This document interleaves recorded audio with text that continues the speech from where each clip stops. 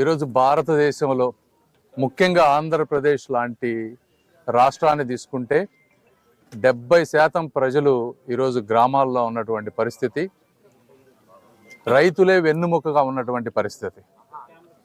ఇలాంటి గ్రామాలు, ఇలాంటి రైతుల అభ్యున్నతికి ఏ విధంగా మనం కృషి చేయాలి అనేది ఈ కూటమి ప్రభుత్వం, ఇక్కడ ఉన్నటువంటి ఎమ్మెల్యే గారు కానీ, మేము కానీ, గౌరవ ముఖ్యమంత్రి గారు కానీ ఎప్పుడు నిరంతరం ఆలోచించేటువంటి వ్యక్తులం. ఈ చుట్టుపక్కల ప్రాంతం తీసుకుంటే గుంటూరు ఛానల్ అనేది ఒక మెయిన్ ఆధారం. నేను మళ్ళీ మాట్లాడతానమ్మా మిమ్మల్ని. గుంటూరు ఛానల్ అనేది ఒక మెయిన్. ఇందులో ఒకటి ఇప్పుడు ఉన్నటువంటి గుంటూరు ఛానల్ తీసుకుంటే 47 కిలోమీటర్ల వరకు ఈ రోజున ఉంది. అయితే 47 కిలోమీటర్ల వరకు ఉంది, కానీ ఇందులో 2 ముఖ్యమైనవి ఉన్నాయి. ఒకటి, స్లోప్ కరెక్ట్గా లేకపోవటం వల్ల వాటర్ ఎక్కడికక్కడ నిలబడటం, గుర్రపు డెక్క పేరుకుపోవటం, సంవత్సరానికి 3 సార్లు తీయాల్సినటువంటి పరిస్థితి. గత 5 సంవత్సరాల ప్రభుత్వంలో వీటిని కనుక పట్టించుకోకపోతే వాటర్ ఫ్లో ఉండదు. వాటర్ ఫ్లో లేకపోవటం వల్ల డ్రింకింగ్ వాటర్ సమస్య, ముఖ్యంగా రైతులకి ఈల్డ్ లేకపోవటం, మెయింటైన్ చేయకపోవటం వల్ల.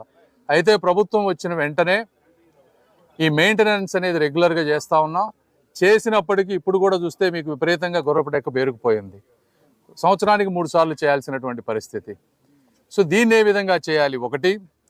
రెండోది, దీన్ని ఎక్స్టెండ్ చేసి, ఉన్న ఛానల్ని ఎక్స్టెండ్ చేసి ఎడిషనల్గా ఉన్నటువంటి గ్రామాలకు ఏ విధంగా 2 సాగునీరు, త్రాగునీరు ఇవ్వాలనేది ప్రభుత్వ ఉద్దేశం. అది ఈ రోజులో ఉన్నటువంటి సమస్య కాదు, ఎప్పటి నుంచో ఈ ప్రాంత రైతులు కోరుకున్నటువంటి విషయం. 2014-19లో గౌరవ ముఖ్యమంత్రి గారు ఈ సమస్యను తెలుసుకొని ఆ రోజున గుంటూరు ఛానల్ ఎక్స్టెన్షన్కి కానీ, మోడర్నైజేషన్కి కానీ రెండింటికి ఆ రోజున శాంక్షన్ చేశారు, అడ్మినిస్ట్రేటివ్ శాంక్షన్.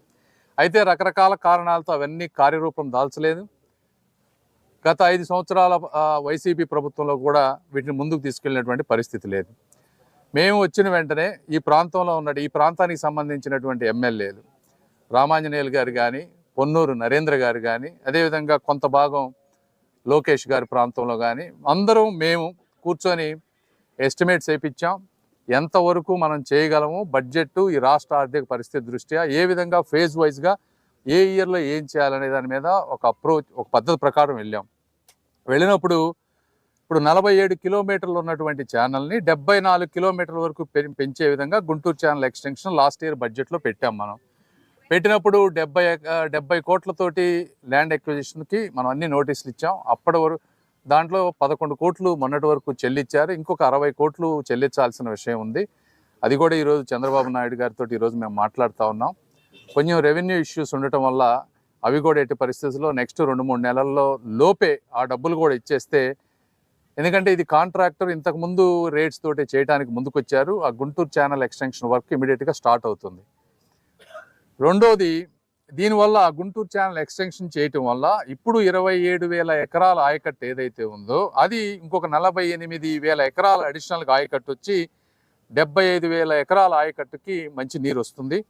అదేవిధంగా అడిషనల్గా ఒక 40-50 గ్రామాలకి డ్రింకింగ్ వాటర్ సప్లై కూడా వస్తుంది.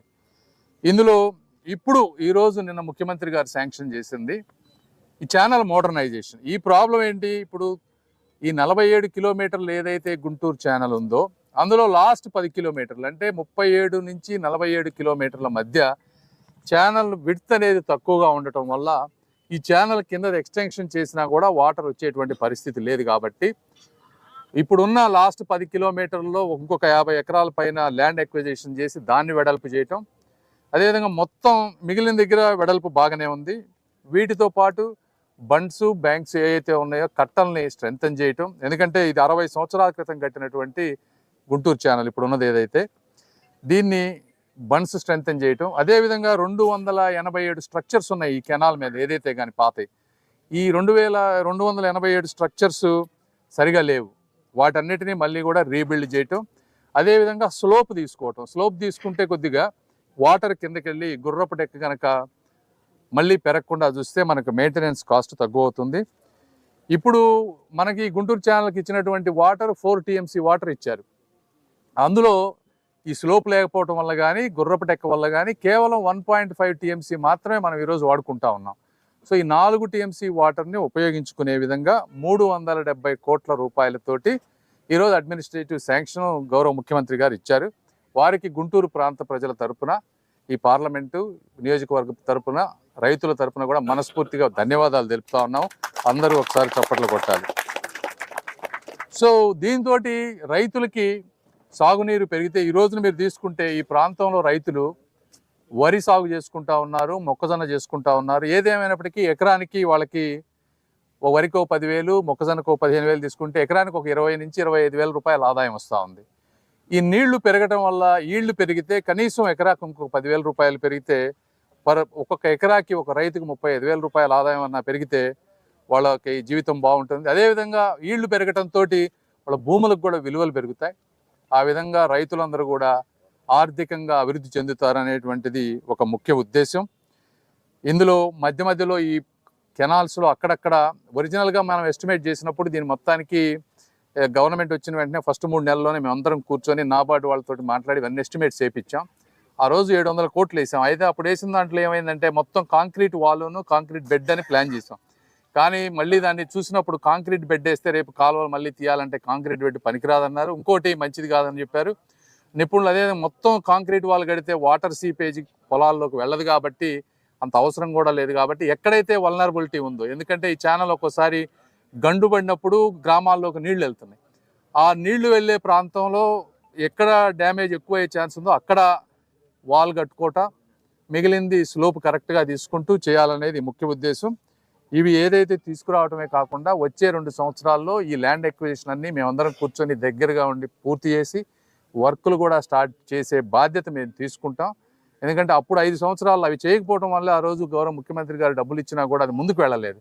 కాకపోతే ఇప్పుడు ఉన్నటువంటి ప్రజాప్రతినిధులు నరేంద్ర గారు కానీ, రామాంజనేయులు గారు కానీ, లోకేష్ గారు కానీ, మేము కానీ దగ్గరుండి ఈ పనులన్నీ చూసుకునే బాధ్యత కూడా మేము తీసుకుంటామని మీ అందరికీ తెలియజేసుకుంటూ మరొకసారి గౌరవ ముఖ్యమంత్రి గారికి, అందరికీ, ఎమ్మెల్యేలకి, లోకేష్ గారికి, అందరికీ ఈ కార్యక్రమంలో సహకరించిన అందరు అధికారులకి, రైతులకి అందరికీ కూడా మనస్ఫూర్తిగా ధన్యవాదాలు తెలుపుతాము.